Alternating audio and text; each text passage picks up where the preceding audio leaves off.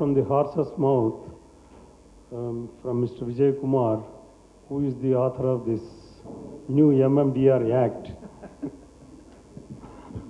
New MMDR Act, which was initiated in 2006, but yet to see the light of the day. Maybe we are within the next 15 days, we are going into 2014. Hopefully it would be out. And in what form it will be out, that the group of ministers would really take all the opinions given, because that is not true in the other case, where in the case of Andhra Telangana issue, which is totally different. So I do not know, we'll see. And I fully agree with Mr. Vijay Kumar as well as Mr. Tripathi with regard to not having reservations for the public sectors. In fact, minerals knew no boundaries. Minerals do not exist for some. Minerals exist for the mankind. So why should we should have a level playing field. If the public sectors which are already created, if they are in the mineral business, let them stand in the queue. Let them compete with all the others and obtain the mining lease. As far as mining lessee is concerned, a private lessee or a public sector is one and the same as per the statute. So initially, why should you disturb and give a lead to the public sector by reserving? These days, not only reserving, there is another method that is being followed, calling for expression of interest. In fact, these public sectors do, if they do undertake mining by themselves, I agree, like NMDC, Singareni Collieries, Coalfields, all these agencies. But there are some state agencies, state mineral development corporations, which they do not have the qualified mining engineers, geologists in a big way.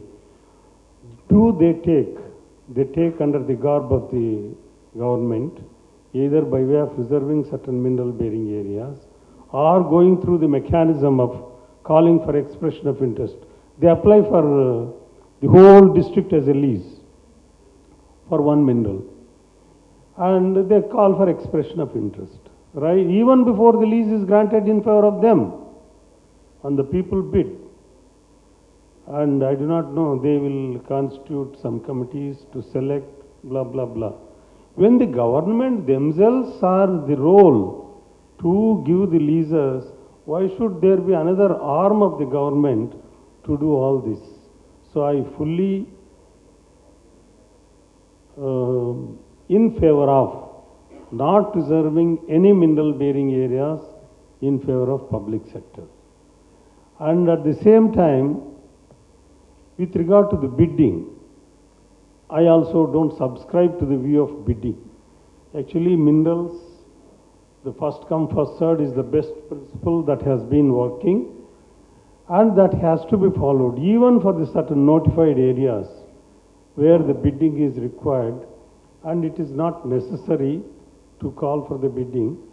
You can, the ad valorem collection of the royalty system is there, so you can always get it is not that lump sum royalties are fixed. Now most of the minerals are already covered on ad valorem basis, so that should work.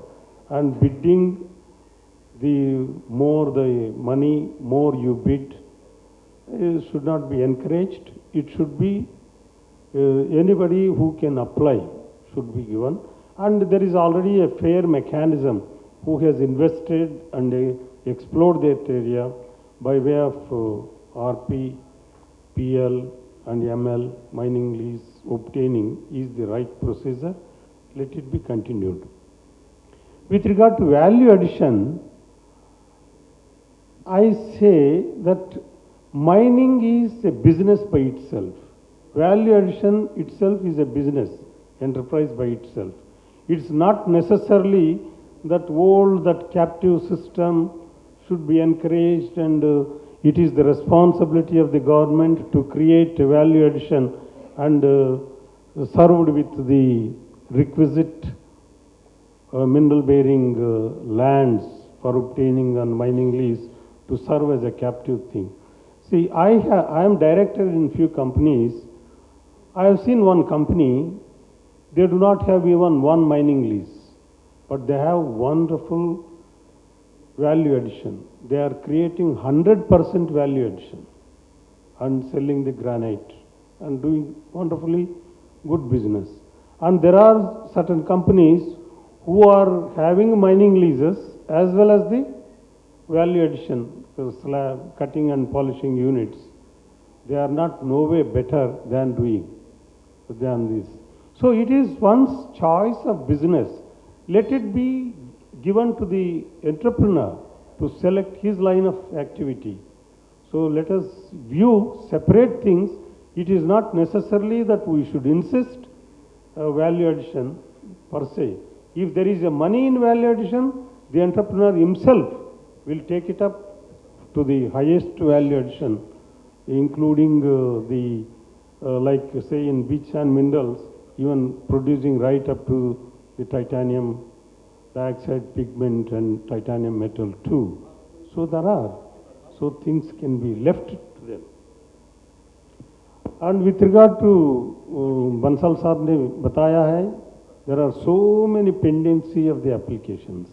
In the morning also I spoke, the speedy disposal of the applications. I suggest there should be a single window system, one at the central level, central government level, whether it is Ministry of Mines, the Ministry of Environment and Forest, Ministry of Department of Atomic Energy, XYZ.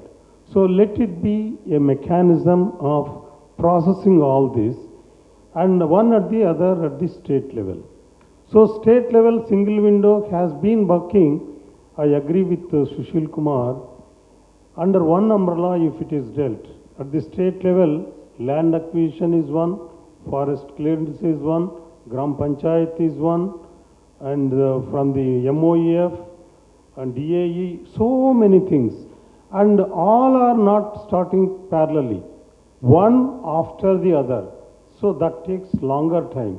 And presently these days, you are insisting, even though the grant of mining lease, everything is ready, but for obtaining environmental clearance, the issue of government order is being delayed.